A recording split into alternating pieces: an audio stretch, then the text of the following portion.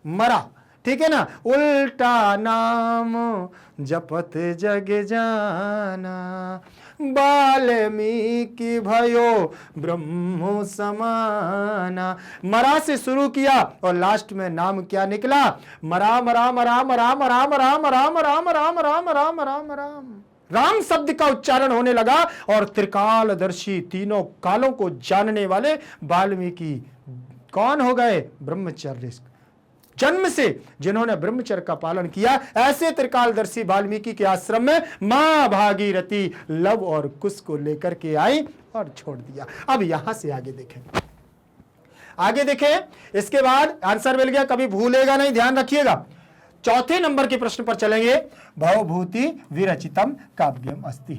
अगर यह भी आपको बताना पड़ जाए तो फिर गड़बड़ है। सबसे पहले तो मैंने इसी को बताया था, भवभूति के द्वारा कौन से काव्य को रचा गया, अभिज्ञान शाकुंतलम, तो इनका भी बता दे रहे हैं, कालिदास।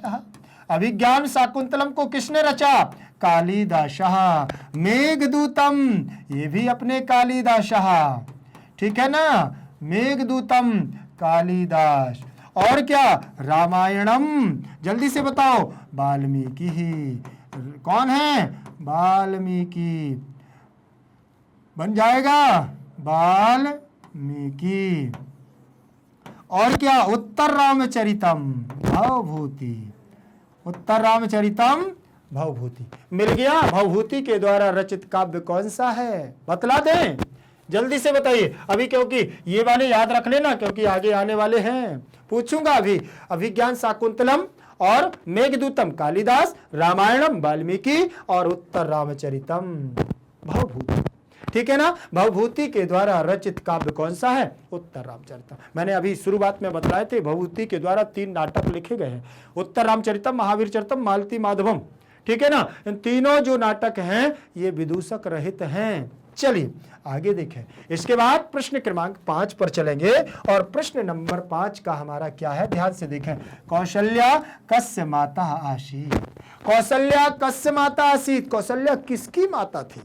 अब मैं बताऊं क्या, ये नहीं बताऊंगा, ये छोटे मोटे शब्द थोड़ी बताऊंगा कि कौन है कौशल्या माता, किसकी माता थी।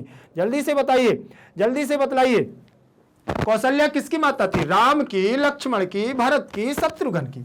जल्दी से बताएं, बताएंगे क्या, नहीं बताएंगे भैया, नहीं बताएंगे, क्योंकि लक्ष्मण और शत्रुघ्न दोनों भाई थे और भरत कैकेयी के, ठीक है ना, ठीक है। और लक्ष्मण और शत्रुघ्न सुमित्रा के, और राम जी किसके थे, कौशल्या के। ध्यान रखिएगा, समझ में आया कि नहीं। राम कौशल्या माता के पुत्र थे और सुमित्रा के लक्ष्मण और शत्रुघ्न, और भरत किसके थे, कैकेयी माता के, ठीक है ना। ठीक, चलिए आगे देखें। 5वें नंबर के बाद हम लोग 6 नंबर के 6वें नंबर के प्रश्न पर चलेंगे। अरुंधति ही कस्य भार्या आसीत, अरुंधति किसकी पत्नी थी, ठीक है ना। अरुंधति में प्रथमा का एक वचन, कस्य में षष्ठी व्यक्ति, भार्या मतलब पत्नी, प्रथमा का एक वचन, आसीत मतलब थी। किसकी पत्नी थी, अरुंधति। तो आपको मालूम है कि राम के कुल गुरु कौन थे, वशिष्ठ, ठीक है ना। वशिष्ठ ऋषि कौन थे, विश्वामित्र, ये तो थे उनको शिक्षा देने वाले गुरु, क्योंकि कौन, विश्वामित्र ही तो लेकर के जाते हैं अपने आश्रम की रक्षा करने के लिए, और उधर फिर जनकपुरी से उनकी जयमाला डलवा के ले आते हैं, ठीक है ना। तो वशिष्ठ ऋषि, और जनक जी तो ससुर साहब है राम जी के, ठीक है ना, और दशरथ तो पिताजी हैं राम जी के। तो अरुंधति किसकी पत्नी है, तो वशिष्ठ की पत्नी अरुंधति।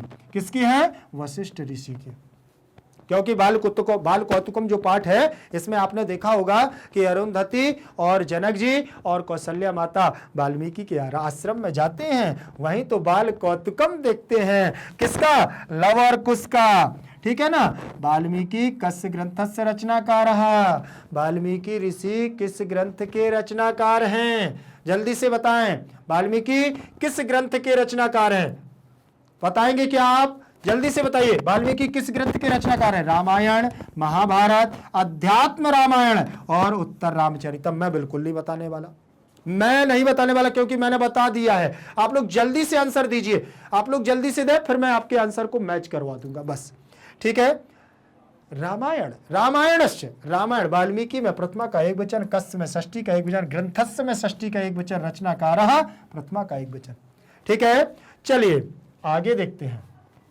इसके बाद प्रश्न क्रमांक 8 दिया हुआ है। क्या दिया हुआ है? प्रश्न क्रमांक 8, इसको देखें। इत्यस्खलितम पदस्य संधि विच्छेद विच्छेदम चिनुतो। इत्यस्खलितम, इत्यस्खलितम, ठीक है ना। तो यहां देखें इति प्लस अस्खलितम पदस्य संधि विच्छेदा, कहीं दिया हुआ है क्या? इति प्लस स्खलितम, इति प्लस अस्खलितम, इति प्लस अस्खलितम या इत्यस्य खलितम। तो ये गलत, ये वाला गलत, ये वाला गलत। इसको देख लेते हैं, इसको देखते हैं। इति प्लस अस्खलितम, अस्खलितम, ठीक है, मतलब यण संधि यहाँ पर लग रही है। ठीक है, चलिए बनाते हैं। बनाने के बाद आपको पता चल जाएगा कि कौन सी संधि होने वाली है। ठीक है, ई के स्थान पर या कर देते हैं, यण संधि एको यणचि सूत्र लगा करके। ठीक है, फिर यहां अस्खलितम दिया हुआ है, दिया है, इसको मैच करो तो ये बन जाएगा इत्य, या को आ से मिलाओ तो ये पूरा हो जाएगा स्खलितम।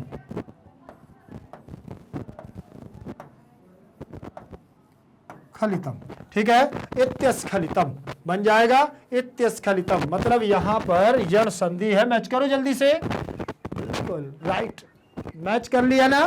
तो ये आपकी यहां पर यण संधि है और एको यणचि सूत्र लग जाएगा। ठीक है, कौन सा सूत्र लगेगा? एको यणचि। फिर इसके बाद प्रश्न क्रमांक 9, प्रश्न क्रमांक 9 देखिएगा, इसमें लिखा हुआ है घर घरानुना नादिना, घर घरानु नादिना पदस्य विच्छेदम चिनुत। यहां पर भी आपको विच्छेद करना। तो यहां पर देखें, घर घर घर प्लस अनुनादिना। ठीक है, फिर यहां लिखा है घर घरानु आदिना, घर घर नु नादिना, घर घरानु नादिना। तो यहां पर चलिए ये गलत मानते, ये गलत मानते, ये गलत, यहीं से करते हैं शुरुआत। ठीक है, यहां लिखा हुआ है घर घर, घर घर प्लस अनुनादिना, अनुनादिना दिया है। इसका आ ले लीजिए रा का और अनुनादिना का आ ले लीजिए, दोनों को मिला दो, बड़ा आ बना दो। बड़ा आ बना दें, चलो बना दिया, बड़ा आ बनाया है। तो अब इसको हम जब मिलाएंगे तो ये बनेगा घर घर, घर घर, ठीक है ना, घरर, घर घर। तो यहां पर आपका घर घर घर घर, तो यहां पर रा में आधा हो जाएगा और यहां पर अनुनादिना का आ निकल गया है तो नु नादिना, नु नादिना आ जाएगा, नु नादिना। आ की मात्रा इसमें लगाओ तो ये बनेगा घर घरा और नु नादिना जोड़ दो, नु नादिना, नु नादिना, घर घरानु नादिना। क्या लिख जाएगा? घर घरानु नादिना। मतलब यहां पर क्या है? आ के बाद आ आने पर दीर्घ संधि हो रही है। क्या हो रहा है? दीर्घ संधि। और दीर्घ संधि का सूत्र कौन सा होता है? अकः सवर्णे दीर्घा, अकः सवर्णे दीर्घा। समझ में आ गया? अका सवर्णे दीर्घा, आ के बाद आ आने पर, ई के बाद ई आने पर, उ के बाद उ आने पर, ऋषि के बाद ऋषि आने पर दीर्घ होता है। ठीक है ना, आ ई उ ऋषि। प्रत्येकम अष्टादश भेदा, इनके 18 भेद भी होते हैं। समझ में आ गया? 9 के बाद आगे बढ़े 10 नंबर के प्रश्न पर। 10 नंबर का प्रश्न देखिएगा, जिसमें लिखा है जनपदे स्वनुश्रूयते पदस्य विच्छेदम चिनुत। यहां पर भी आपको विच्छेद चुनना है। जनपदेषु प्लस अनुश्रूयते, कहीं लिखा है क्या? ये वाला तो गलत मान दूंगा मैं। जनपदेषु अनुश्रूयते, इसको थोड़ा छोड़ देते हैं। जनपदेषु श्रूयते और जनपदेषु नु श्रूयते, इसको भी गलत और इसको भी गलत। ठीक है, ये वाला देखते हैं। जनपदेषु क्या लिखा हुआ है? जनपदेषु प्लस अनुश्रूयते, अनुश्रूयते दिया हुआ है, ठीक है, अनुश्रूयते, ठीक है। तो यहां पर भी अनुश्रूयते में आपको यण संधि ही करनी, यण संधि होगी तो यण संधि को हमें देखना पड़ेगा। कैसे देखेंगे यण संधि को? ध्यान से देखना है, ठीक है। यण संधि को आपको क्या करना है, यहां पर सबसे पहले ये लिखा हुआ है जनपदे, जनपदे श में से आपको क्या निकाल देना है, यहाँ ऊ को निकाल देना है, और आपको ये अनुश्रूयते ज्यों का त्यों लिख देना है, अनुश्रूयते,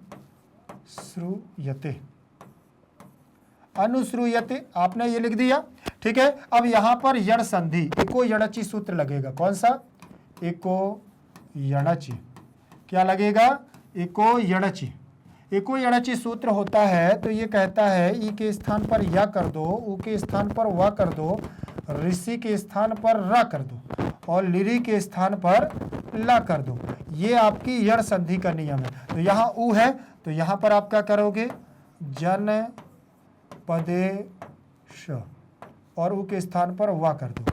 फिर यहाँ पर आपका अनुश्रूयते क्या हो जाएगा, अनुश्रूयते, अनुश्रूयते आपका पद हो गया। अब इसको जोड़ेंगे आप, मिलाएंगे, वर्ण सम्मेलन कृते करेंगे तो जनपदेश्व क्या हो जाएगा, जनपदेश्व, और आ मिल जाएगा तो वह आपका पूरा हो जाएगा अनुश्रूयते, अनुश्रूयते आपका पद हो जाएगा, ठीक है। तो यहां पर आपकी कौन सी संधि बन रही है, एको यणचि से यण संधि हो रही है। और मतलब अब आपका यहां पर जो सही होने वाला है आंसर, वो कौन सा आंसर होगा, ध्यान से देखिएगा, जनपदेषु अनुश्रूयते, जनपदेषु अनुश्रूयते। तो तीसरे नंबर का, दूसरे नंबर का आपका प्रश्न यहां आंसर दे देगा। प्रश्न क्रमांक 10 के बाद 11 नंबर पर चलते हैं। 11 नंबर का जो आपका प्रश्न दिया हुआ है, जिसमें लिखा हुआ है दीर्घायुषम। क्या लिखा है, दीर्घायुषम पदस्य विच्छेदम चिन्ह। तो दीर्घायुषम, ठीक है ना, दीर्घ प्लस आयुषम। तो दीर्घ प्लस आयुषम कहाँ लिखा है, दीर्घ प्लस युषम, दीर्घ प्लस युषम, दीर्घायु प्लस सम, दीर्घ प्लस आयुषम। मतलब ऊपर के आपके सारे प्रश्नों को आप यहां से हटा दीजिए और यही हम लोग टिक करके देखते हैं कि ये सही है कि नहीं। चलिए यहां देखते हैं, लिखा हुआ है दीर्घ प्लस आयुषम। क्या दिया है, दीर्घ प्लस आयुषम दिया है। चलिए यहां पर आपको घा में से आ को ले लेना है और आयुषम का आपको आ ले लेना है। दोनों को मिलाएंगे तो बड़ा आ बनेगा। क्या बनेगा, बड़ा आ बन जाएगा यहां, ठीक है। अब यहां दीर्घ में से क्या निकाल दिया है, आपका आ निकाल दिया है, तो घा आपका आधा हो जाएगा, और आयुषम का आपको आ निकल गया है तो आयुषम बन जाएगा, ठीक है। आ की मात्रा इस पर लगाओगे तो ये क्या बनेगा, आपका दीर्घा, और युषम आपका पद जुड़ जाएगा, दीर्घायुषम बनेगा कि नहीं बनेगा, दीर्घायुषम बन जाएगा। चलिए अब हम मैच करके देखते हैं, लेकिन कौन सी संधि है ये भी देख लो, दीर्घ संधि। कौन सी संधि होगी इसमें, दीर्घ संधि होगी, और सूत्र आपका कौन सा होगा, अकः सवर्णे, अकः सवर्णे दीर्घा। कौन सा सूत्र होगा, अकः सवर्णे दीर्घा। मैच करते हैं जल्दी से, आपका आंसर आपको मिल गया कि नहीं।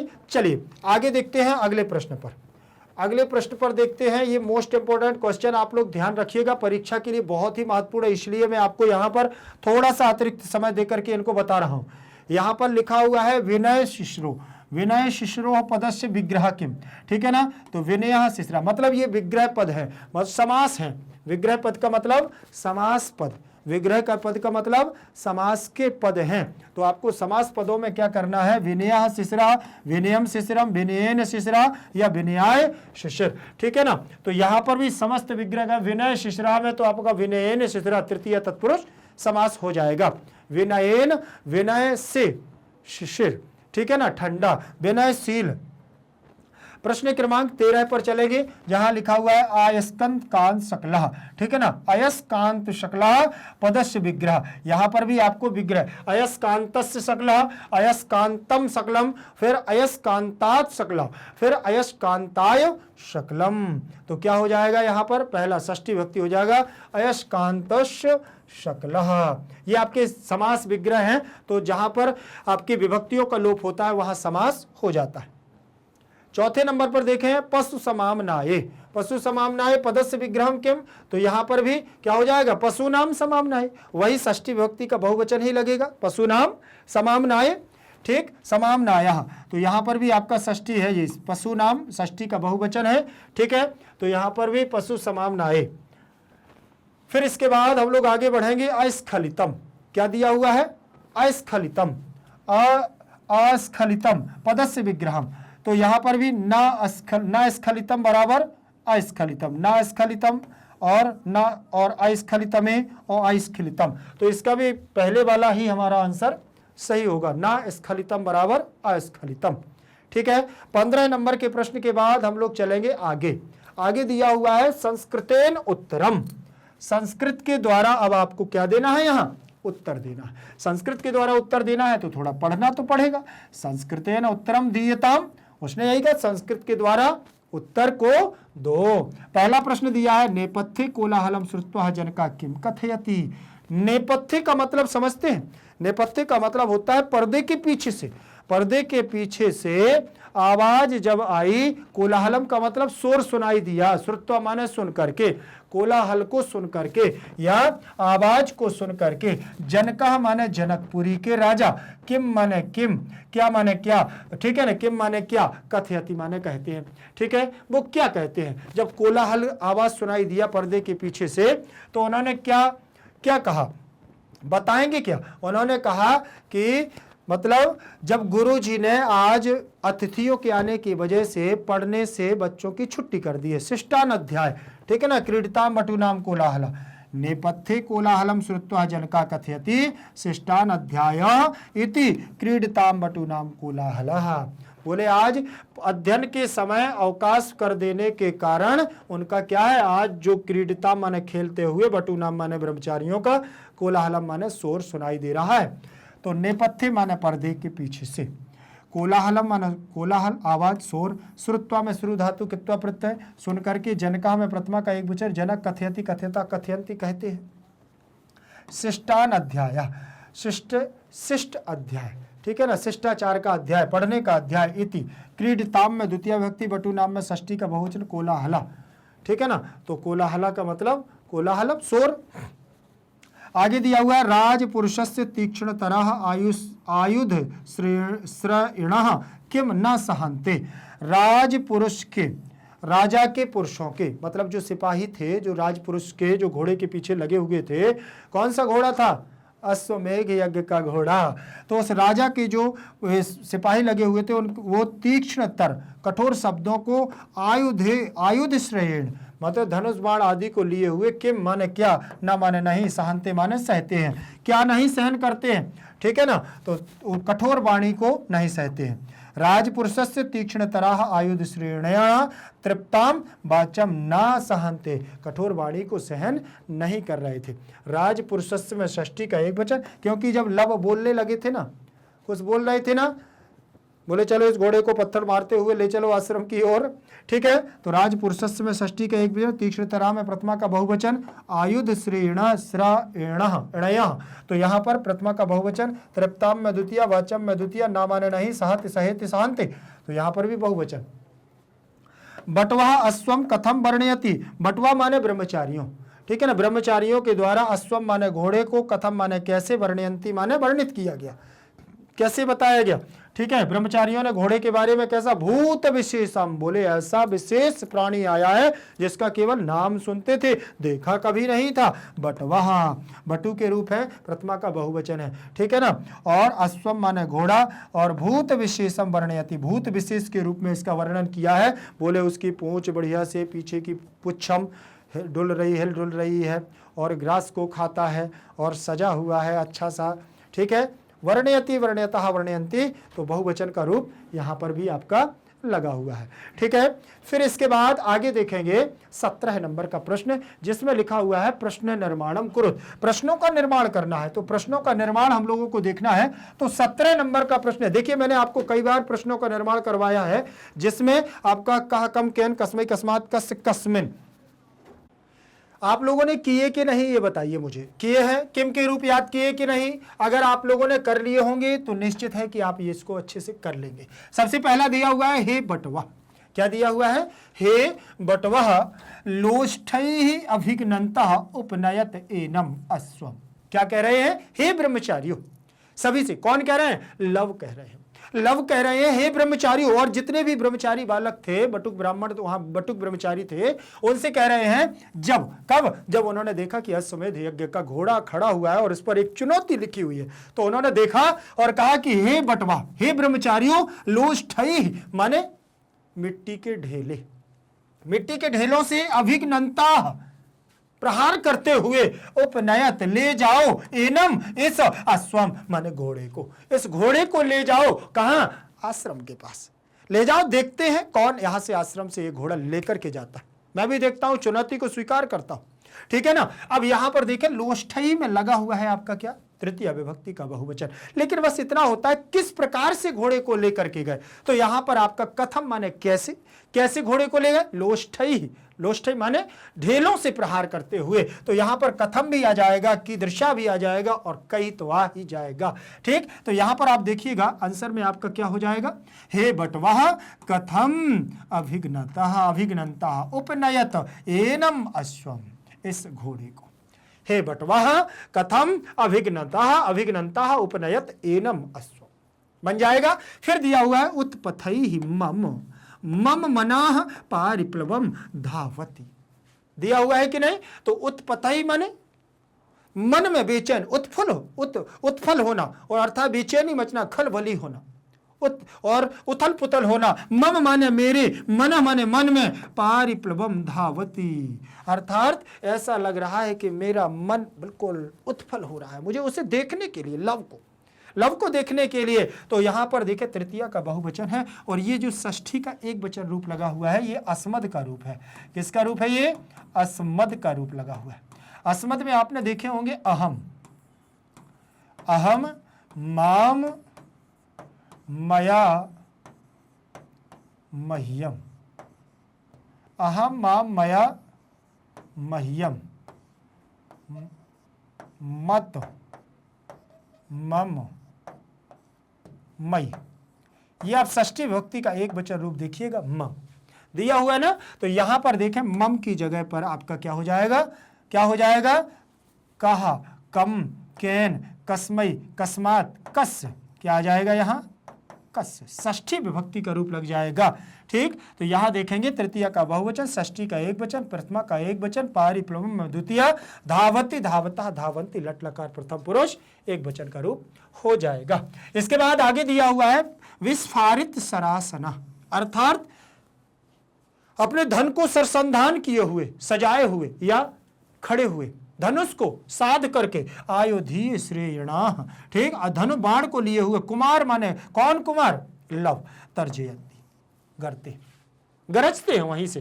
ठीक, तो यहां कुमारम में द्वितीय विभक्ति लगी हुई। कौन सी विभक्ति लगी इसमें? कुमारम में द्वितीय विभक्ति लगी हुई है, और द्वितीय विभक्ति का हमारा रूप क्या होता है? कह, कम। क्या लगा हुआ है? कह, कम। तो यहां पर भी हम क्या कर देंगे? कम लगा देंगे। विस्फारित सरासना में आपका दिया हुआ है प्रथमा का बहुवचनांत पद, आयुधीय श्रेयणाः में बहुवचन पद, और कम में द्वितीय, तर्जयति तर्जयतः तर्जयन्ति। तो यहां पर आपका बहुवचनांत रूप लग गया।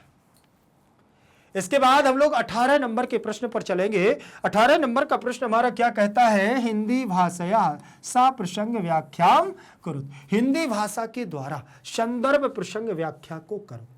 हिंदी का संदर्भ प्रसंग आपको देना है कि ये पाठ कहां से ये पंक्ति ली गई है, कैसे यहां पर वर्णन। सर्वछत्र परिभावी महान उत्कर्ष निक्सा। सर्वछत्र, ठीक है ना, सर्वछत्र जितने भी क्षत्रिय हैं उन पर यह परिभावी क्या होता है, महान क्षत्रियों का यह क्या कर देता है, निक्षा, उत्कर्ष निक्षा, यह सूचित करता है, यह जो अश्वमेध यज्ञ का घोड़ा है कि कोई दूसरा इनके सिवा क्षत्रिय नहीं है। तो यहां पर देखिएगा इसका प्रसंग हमारा क्या हो जाएगा, आप लोग देखिएगा इसको, प्रस्तुत पंक्ति बाल कौतुकम पाठ से संकलित है।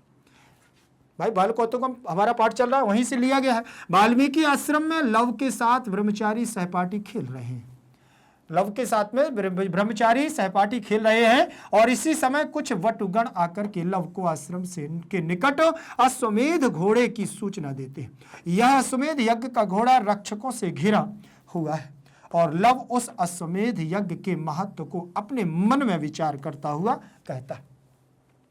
क्या कहता है, ध्यान से देखिएगा, अब मन में विचार कर रहा है यज्ञ के महत्व को, अश्वमेध यज्ञ के महत्व को मन में विचार करता हुआ कुछ सोच रहा है।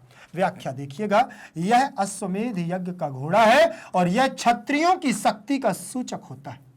क्षत्रिय राजा अपने बलवान शत्रु राजा पर अपनी विजय की धाक जमाने के लिए इसे छोड़ता है। वास्तव में यह घोड़ा सभी शत्रुओं पर प्रभाव डालने वाले उत्कर्ष श्रेष्ठपन का सूचक भी होता है। यह लव जान गए कि यह जो उन्होंने संग्राम शास्त्र में या युद्ध शास्त्र में यह देखा है कि यह घोड़ा हमेशा एक क्षत्रिय दूसरे क्षत्रिय राजा के लिए क्या करता है, इसको छोड़ता है, चुनौती भरा यह घोड़ा होता है। इसका मतलब यह होता है कि जो इसको पकड़ लेता है वह इनकी इस चुनौती को स्वीकार कर लेता है। इसके बाद दूसरे नंबर का दिया हुआ है, हमारा एक पंक्ति दी है, इसको भी आपको देखना है ध्यान से। दूसरे नंबर की पंक्ति में सुलभ सौख्यमिदानीं बालत्वं भवति।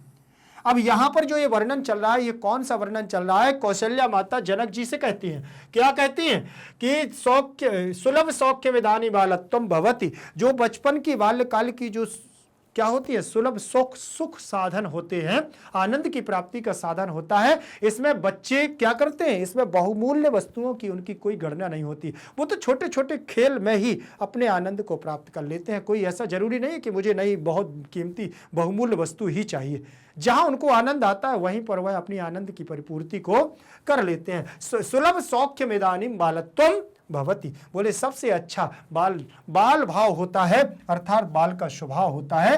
प्रस्तुत पंक्ति बाल कौतुकम पाठ से उद्धृत है।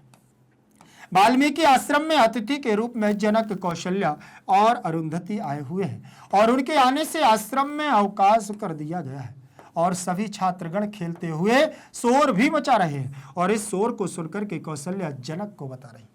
कौशल्या माता यहां पर जनक जी से क्या कहती हैं, ध्यान से देखिएगा। कौशल्या माता कहती है कि बाल्यकाल में सुख के साधन सुलभ होते हैं, बाल्यकाल में सुख के साधन सुलभ होते हैं। बच्चों को मजा लेने के लिए किसी खिलौने आदि की आवश्यकता नहीं होती है, वे तो साधारण से खेल कूद और हंसी मजाक द्वारा ही सुख प्राप्त कर लेते हैं। सुख प्राप्ति के लिए उन्हें बड़े बहुमूल्य क्रीड़ा साधनों की आवश्यकता नहीं होती। ये ब्रह्मचारी अपने बचपन का आनंद ले रहे हैं, ये ब्रह्मचारी क्या कर रहे हैं, अपने बचपन का आनंद ले रहे हैं।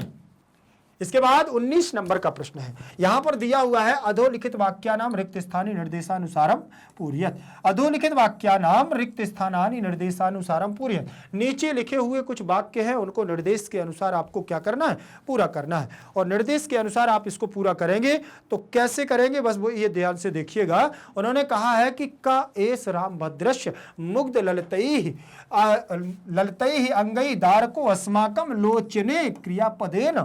अब आपको यहां क्रियापद का बात करना है, तो क्रियापद का प्रयोग करेंगे तो का एस अनुसरति, अनुसरति यहां पर आ जाएगा, अनुसरति। अनुसरति का मतलब होता है अनुसरण करना। क्या ये रामभद्र का अनुसरण कर रहा है, क्योंकि माता कौशल्या और अरुंधति वहां बैठी हुई हैं, और वहां पर कौन है, महर्षि जनक भी बैठे हुए हैं। वो तीनों लोग मन में सोच रहे हैं क्या ये बालक हमारे जो बाल कौतुकम हमारे बाल काल में जो रामभद्र था, राम जी थे, क्या उन्हीं का अनुसरण कर रहा है। मुग्ध भी है, ललित भी है, और अंगों के द्वारा यह दारक पुत्र अस्माकम माने हमारे लोचने माने हमारे नेत्रों को क्या करता है, शीतल कर रहा है।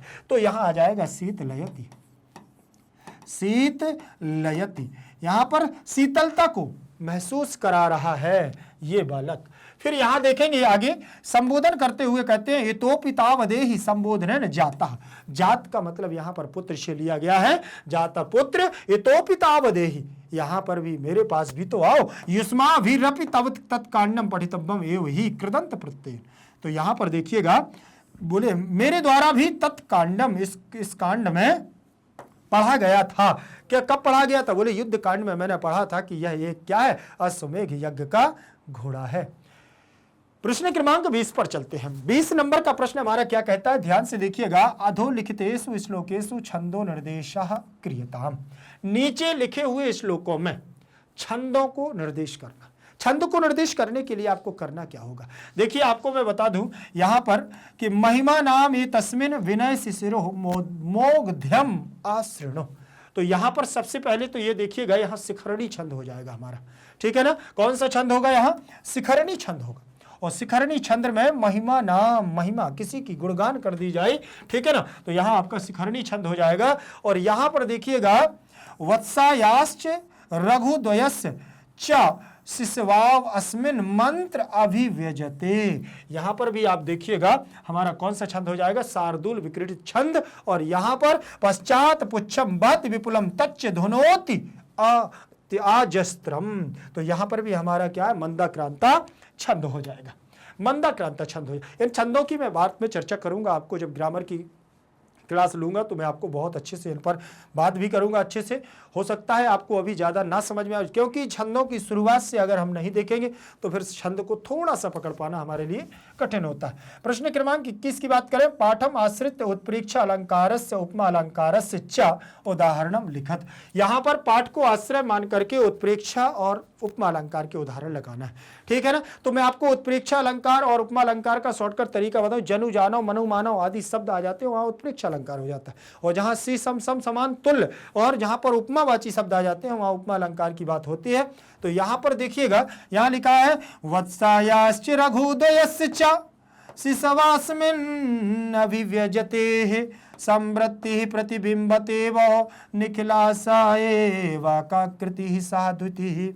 उपमा अलंकार की बात करें यहां पर देखिए उदाहरण में, मनो में सम्मोह स्थिरमपि हरति एष बलवान अयोधा तुम यदवत परिलघुर अयस्कांत शकलाः, ठीक है। अब यहां पर आपका ये तो उपमा अलंकार का उदाहरण है और एक आपका उत्प्रेक्षा अलंकार का उदाहरण हो गया है। इसके बाद हम लोग चलेंगे 22 नंबर के प्रश्न पर। 22 नंबर का हमारा प्रश्न क्या कहता है, ध्यान से देखें। अधोलिखित पदानि समास विग्रहम कृत्वा समास नाम लिखत। नीचे लिखे हुए हमारे कुछ पद हैं जिसमें आपको समास विग्रह करके समासों के नाम देना है। समासों के नाम देना, तो समासों की मैं बात करूं तो यहां पर सबसे पहले तो समास के बारे में ये जान लो कि हमारे समास 6 हम समासों को पढ़ते हैं। वैसे हमारी व्याकरण तो ये कहती है कि समासाश्च पंचधा, समास 5 प्रकार के होते हैं, लेकिन हम लोग जो पाठ्यक्रम के आधार पर पढ़ते हैं तो वो हमारे 6 समास होते हैं। तो 6 समासों को ही हम लोग पाठ्यक्रम के आधार पर देखेंगे।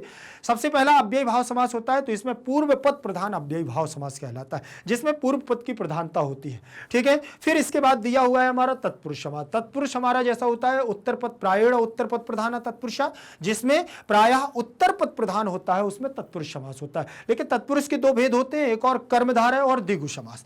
तो कर्मधारय समास में भी हमारा क्या होता है, विशेषण विशेष्य बहुलम, जहां पर विशेषण और विशेष्य की बहुलता को दर्शा दिया जाए, मतलब एक व्यक्ति की कुछ विशेषता के बारे में बता दिया जाए, किसी की विशेषता में बतलाया जाए, वहां पर कर्मधारय समास होता है। यहां पर ज्यादातर मैं आपको बता दूं तो रंगवाची विशेषण ज्यादा आते हैं, जैसे नीला पीला हरा, ठीक है, ये आते हैं। जैसे पीतांबर हो गया है, ठीक, नीलांबर हो गया है, नीलवर्ण आ गया है, तो ये हमारा लगभग कर्मधारय में जाता है।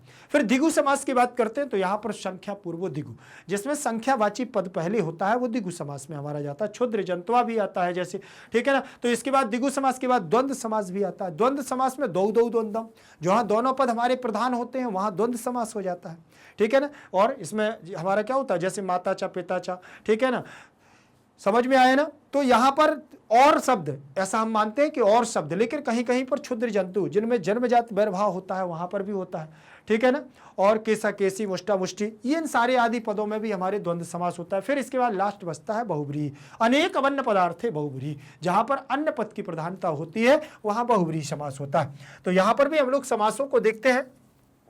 जैसे लिखा हुआ है विस्फारित सरासनाः हरिण प्लवैः दीर्घायुषम निषंगिण उत्कर्ष निक्षाः सप्तलोकैक वीरस्य अविज्ञातवयः और क्रमोचित्यात् मुख पुंडरीकम पुण्यानुभावः पशु समाम्नाय दीर्घग्रीवा मुग्ध ललतैः पुण्यश्रीकाः विनय शिशिरः। क्या लिखा है? विनय शिशिरः। तो यहां पर इनमें हम समास देखेंगे। समासों में हम लोगों को क्या करना है? समास का विग्रह और उनका नाम। जैसे लिखा है विस्फारित सरासनाः, तो विस्फारितानि सरासनानि यैते यस्ते, ठीक है ना, अर्थात जिसके द्वारा क्या कर लिए गए हों? तैयार कर लिए गए हों सरासन, ठीक है ना, अर्थात बहुव्रीहि समास लव के द्वारा किया गया था, ठीक है। फिर लिखा है हरिण प्लवई। हरिण प्लवई का मतलब होता है हिरणों की तरह फुतक फुतक करके जाना। तो हरिणा नाम उत्प्लई इव प्लवई, तो यहां पर भी हमारा तत्पुरुष समास हो जाएगा, ठीक है। फिर इसमें दिया हुआ है दीर्घायुषम, दीर्घम आयु यस्य सह दीर्घायु, जिसकी लंबी हो गई हो आयु तो दीर्घायु, यहां पर हमारा बहुव्रीहि समास बन जाएगा। फिर इसके बाद दिया हुआ है निषंगिणः। क्या दिया है? निषंगिणः। तो निषंगाः सन्ति येषां ते निषंगिणः, निषंगाः सन्ति येषां ते निषंगिणः, तो यहां पर भी हमारा बहुव्रीहि समास हो जाएगा, ठीक है। फिर इसके बाद आगे हम लोग बढ़ते हैं और आगे हमारा दिया हुआ है उत्कर्ष निक्षाः। उत्कर्ष निक्षाः, तो उत्कर्षस्य निक्षाः, ठीक है ना, तो यहां पर भी हमारा तत्पुरुष समास हो जाएगा। सप्तलोकैक वीरस्य, सप्तलोकेषु एक वीरस्य, सप्त तत्पुरुष समास हो जाएगा। अविज्ञातवयाः क्रमोचित्यात् अविज्ञातम वयः क्रमोचित्यम, तो कर्मधारय समास यहां पर भी हमारा बन जाएगा।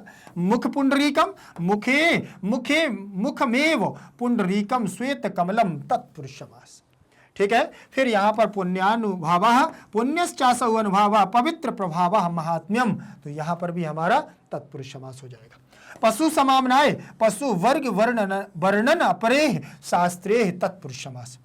दीर्घग्रीवा, दीर्घा ग्रीवा यस्य सह, बहुव्रीहि दीर्घ, लंबी हो गर्दन या गला जिसका, दीर्घग्रीवा। इसके बाद दिया हुआ है मुग्ध ललितैः। क्या दिया हुआ है? मुग्ध ललितैः, मुग्धैः मनोहरैः ललितैः सुकुमारैः, तत्पुरुष समास। पुण्यश्री का, पुण्यः अलौकिकी श्री शोभा यस्य सह बहुव्रीहि, और विनय शिशिराः विनयेन विनम्रतया शिशिराः शीतलः, तो यहां पर हमारा क्या हो जाएगा? तत्पुरुष समास हो जाएगा, ठीक है। फिर इसके बाद हम लोग आगे बढ़ेंगे और आगे देखेंगे। लिखा हुआ है हमारा अधोलिखित पदानि। क्या लिखा है? अधोलिखित पदानि धातुम लकारम पुरुषम वचनम पृथक च कुरुतो। नीचे लिखे हुए हमारे धातु लकार पुरुष वचनों को अलग अलग करते हुए हम आगे बढ़ेंगे। आगे देखेंगे, इसमें लिखा हुआ है पलायामहे। पलायामहे विस्फुरन्ति पलायमानम विप्रत्ययाः ऊर्जस्वलाः संदीपनानि संदीपनानि अक्षराण्यानि अपसर्पत अभिव्यजते धुनोति प्राकिरति, ठीक है। चलिए, तो पलायमहे का मतलब होता है पलायन करना, भाग जाना, ठीक है। तो यहां पर भी देखेंगे परा उपसर्ग दिया हुआ है। पलायमहे में परा उपसर्ग है, आए यहां धातु हो जाएगी लट लकार उत्तम पुरुष, बहुवचन का रूप हो जाएगा पलायमहे, ठीक है ना। यहां पर बन जाएगा विस्फुरंती में भी उपसर्ग है, स्फुर धातु लट लकार प्रथम पुरुष और बहुवचन का रूप बन जाएगा। फिर इसके बाद पलायमानम, तो परा उपसर्ग आय धातु लट लकार सानच प्रत्यय से यहां पर पलायमानम बन जाएगा, ठीक है। बी प्रत्यय, बी उपसर्ग है, प्रति धातु है, इण से यहां पर अच प्रत्यय लग करके विप्रत्यय बन जाएगा। ऊर्जस्वला, ऊर्जस वलच प्रत्यय लग करके यहां ऊर्जस्वला बन जाएगा, ठीक है। फिर इसके बाद आगे बढ़ेंगे और आगे हम देखेंगे तो लिखा हुआ है संदीपनानि अक्षराण्यानि, तो यहाँ पर संदीपनानि प्लस अक्षराणि, तो यहाँ पर आपकी यण संधि का योग होकर के बन जाएगा संदीपनान्य अक्षराणि। अब सरपत में अप उपसर्ग है, सिर्फ धातु से लोट लकार मध्यम पुरुष बहुवचन का रूप बन जाएगा अब सरपत। अभिव्यजते, अभि उपसर्ग वी उपसर्ग अंज धातु लट लकार कर्म वाच्य प्रथम पुरुष एक वचन में आपका रूप बनेगा क्या? अभिव्यजते, अभिव्यजेते, अभिव्यजन्ति, ऐसे बन जाएगा। धुनोति, धुई धातु से लट लकार प्रथम पुरुष एक वचन में धुनोति धुनतः धुनंति, ऐसे बन देगा, ठीक। प्राकिरति, प्रा उपसर्ग क्री धातु लट लकार प्रथम पुरुष एक वचन का रूप बन जाएगा प्राकिरति, प्राकृतः प्राकिरंति बन जाएगा, ठीक है। आगे बढ़े, इसके बाद दिया हुआ है हमारा अधोलिखित पदानि शब्दम विभक्ति वचनम पृथक चक्र। अब यहां पर विभक्ति और वचन को अलग अलग करना कैसे करेंगे? निषंगण और अभिघ्नता, दो पद दिए हुए हैं, ध्यान से देखिएगा। यहां निषंगण दिया है। तो निशंग शब्द से इन्हीं प्रत्यय और यहाँ पुल्लिंगवाची प्रथमा विभक्ति बहुवचन का रूप बन जाएगा निशंगणा। अभिघ्नता में भी अवि उपसर्ग हन धातु और लट लकार सत्री प्रत्यय लग करके पुल्लिंगवाची में प्रथमा विभक्ति बहुवचन में बन जाएगा अभिघ्नता। ठीक है ना, हन धातु से है शब्द बनने के बाद फिर यह प्रथमा विभक्ति बहुवचन का रूप बन जाएगा। ठीक है, अब यहां पर दिए हुए हमारे देखिएगा 25 नंबर का प्रश्न है। क्या दिया हुआ है? 25 नंबर का प्रश्न है जिसमें आपका दिया हुआ है, ध्यान से देखिएगा क्या दिया है। निम्नलिखित शब्दा नाम अर्था का, नीचे लिखे हुए जो शब्द हैं इन शब्दों के अर्थ जानना है। सबसे ज्यादा अब आपको यहां पर ध्यान रखना है कि जो ये अर्थ पूछ रहा है वो अर्थ कैसे पूछ रहा है। मतलब यदि आपको अर्थ नहीं आते हैं तो आप फिर क्या है, चैप्टर का सॉल्यूशन और अच्छे से नहीं कर पाएंगे। इसीलिए आपने यदि इनको नहीं पढ़ा हो तो आप ध्यान से देखिएगा और अनुवाद भाग 1-2 को जरूर पढ़िएगा। ठीक है, उसमें क्योंकि मैंने आपको चैप्टर के साथ में इन सारी चीजों को बताया। यहां पर देखिए लिखा हुआ है विस्फारित सरासना, इसका मतलब होता है सरसंधान किए हुए, धनुष को चढ़ाए हुए। और हरिण प्लवई ही जैसे दिया हुआ है तो हिरण की तरह दौड़ते हुए, ऐसे पलाया महे माने भाग जाने के लिए, विस्फुरंती माने विस्फुरत हो जाना या छोड़ना, आरोपयति माने आरोप लगाते हुए, आम्र मात्रान माने आम्र मात्र को, और पलायमाना माने भाग जाना, दीर्घायुष माने लंबी आयु वाला, निशंगणाः विप्रत्ययाः ऊर्जस्वलः शक्तिशाली, उत्कर्ष निक्साः सप्तलोकैक वीरस, 10 कंठ कुल दुशाः अर्थात रावण के शत्रु, लोष्ठई माने ढेले से, और अभिघ्नन्ताः भागने, रोहिता नाम माने हिरण, अप्सर पद, अभिव्यजति उत्पत्ति पशु समामनाय, संग्रामिके धुनोति अजस्त्रम, दीर्घ ग्रीवा प्राकृति सकृत। और यहाँ पर देखिए पुण्य श्री का दृश्यो अमृतांजनम विनय शिशिरः और मोग्धम अश्रण वैदग्धई दिया हुआ है ना। तो इन शब्दों का आपको भावार्थ जानना बहुत जरूरी है। ये कठिन से कठिन शब्द हैं जो आपके पाठ में आए हुए हैं। यहाँ पर दिया हुआ विस्फारित सरासना माने धनुष को ताने हुए, हरिण प्लवई का मतलब होता है हरिणों की भांति कूदते हुए, पलाया महे का मतलब भाग जाए हैं, और विस्फुरंती का मतलब चमक रहे हैं, आरोपयति का मतलब धनुष चढ़ाता है, और आम्र मात्रान का मतलब आम के फलों जैसा, पलायनम का मतलब दौड़ते हुए को, दीर्घायुषम का मतलब चिरायु को, अश्वमेध यज्ञ संबंधी। ठीक है, अश्वमेघ यज्ञ संबंधी। इसके बाद दिया हुआ है निशंगण मतलब तर्कसधारी, विप्रत्यय का मतलब संदेह, ऊर्जस्वलः का मतलब शक्तिशाली, और उत्कर्ष निक्साह का मतलब होता है उत्कर्ष की कसौटी, और सप्तलोकैक वीर से 7 लोकों में एकमात्र वीर का, 10 कंठ कुल दुशाह माने रावण के कुल के द्वेषी, लोष्ठई का मतलब होता है ढेलों से, अभिघ्नन्ता का मतलब मारते हुए, और रोहिता नाम का मतलब होता है मृगों के समान, मृगों के समान। अब सरपद का मतलब होता है भाग जाओ, अब सरपद का मतलब भाग जाओ। अभिव्यजति का मतलब अभिव्यक्त होता है, अभिव्यक्त होता है। उत्पत्ति का मतलब उन मार्गों से, और पशु समामनाय का मतलब पशु शास्त्र में, संग्रामिके मतलब संग्राम शास्त्र में, और धुनोती का मतलब हिलाता रहता है। ठीक है ना, हिलाता रहता है। अजस्त्रम का मतलब लगातार, ग्रीवा का मतलब जिसकी गर्दन लंबी है, और प्राकृति का मतलब बिखेरता है या त्यागता है। प्राकृति का मतलब विखेरता है या त्यागता है। सकृत का मतलब होता है मल आदि करना, और पुण्य श्री का मतलब अलौकिक शोभा के संपन्न, और दृश्यो अमृतांजनम माने आंखों में अमृतमय अंजन या काजल। विनय शिशिरा का मतलब होता है विनय से शीतल कर देना, ठंडा कर देना। मोग्धम आश्रण का मतलब मधुर स्वभाव के कारण कोमल स्वभाव। विदग्धई का मतलब विवेकियों के द्वारा। समझ में आ गया शब्दों को। यहां पर ये हमारा मोस्ट इंपोर्टेंट क्वेश्चन बाल कौतुकम पाठ के हम लोगों ने पूरे कर लिए हैं। अब यहां पर यदि आपको किसी भी प्रश्न में कोई समस्या हो तो मुझे कमेंट सेक्शन में जरूर दीजिएगा। यदि अभी तक वीडियो को लाइक नहीं किया है तो जल्दी से लाइक कर दीजिए, अपने दोस्तों तक शेयर जरूर कर देना। और चैनल को जिसने अभी हमारे नए विद्यार्थियों ने सब्सक्राइब नहीं किया है तो वो जल्दी से चैनल को सब्सक्राइब जरूर कर लेंगे। भारत का एकमात्र ऐसा प्लेटफॉर्म मैग्नेट ब्रेन्स है जो आपको 100% फ्री एजुकेशन देता है। 100% फ्री एजुकेशन के साथ साथ मैग्नेट ब्रेन्स प्रोवाइड कराता है आपको 2 प्लेटफॉर्म। एक तो Magnet Brains Brains English medium और Magnet Brains Hindi medium. Hindi medium की बात करूं तो यहां पर कक्षा 6वीं से लेकर के कक्षा 12वीं तक का आप दिल्ली बोर्ड से हैं, बिहार बोर्ड से, यूपी बोर्ड से, एमपी बोर्ड से, राजस्थान बोर्ड से, इन सभी बोर्डों का पाठ्यक्रम बिल्कुल और बिल्कुल फ्री दिया जाता है क्वालिटी कंटेंट के साथ। और इंग्लिश मीडियम की बात करूं तो यहाँ केजी से लेकर के 12वीं क्लास तक का सीबीएसई बोर्ड के द्वारा नियमित एनसीईआरटी को फॉलो करते हुए संपूर्ण सिलेबस दिया जाता है बिल्कुल फ्री, वो भी क्वालिटी कंटेंट के साथ। तो फिर देर किस बात की, चैनल को करिएगा सब्सक्राइब और वीडियो को करिएगा लाइक। एक बात और ध्यान रखना है कि मैग्नेट ब्रेन्स एक मात्र ऐसा प्लेटफॉर्म है जो क्लास 6 से लेकर के क्लास 12 तक के हिंदी मीडियम और इंग्लिश मीडियम के नोट्स भी प्रोवाइड कराता है। वो नोट्स जो आपकी परीक्षा में बेहतर से बेहतर और अच्छे से अच्छे नंबर लाने में आपकी मदद करेगा। तो नोट्स की जानकारी कैसे मिलेगी, लिंक इन डिस्क्रिप्शन बॉक्स में आप जाएंगे तो ऐसे दो आपको आइकन मिलेंगे, ई नोट्स और ई बुक्स। इनकी संपूर्ण जानकारी आपको वहां से प्राप्त हो जाएगी। कैसे आप तक पहुंचेंगे वो भी जानकारी मिल जाएगी। यदि आप सोशल मीडिया पर अन्यत्र जगह भी एक्टिव रहते हैं जैसे Facebook, Insta, Telegram, Twitter, WhatsApp group आदि, तो सर्च करिएगा मैग्नेट ब्रेन्स को और पाएं बेहतर से बेहतर वीडियोस। ठीक है, फिर मिलेंगे अगली क्लास के साथ, तब तक के लिए बने रहिएगा मैग्नेट ब्रेन्स के साथ। जयतु संस्कृतम, जयतु भारतम।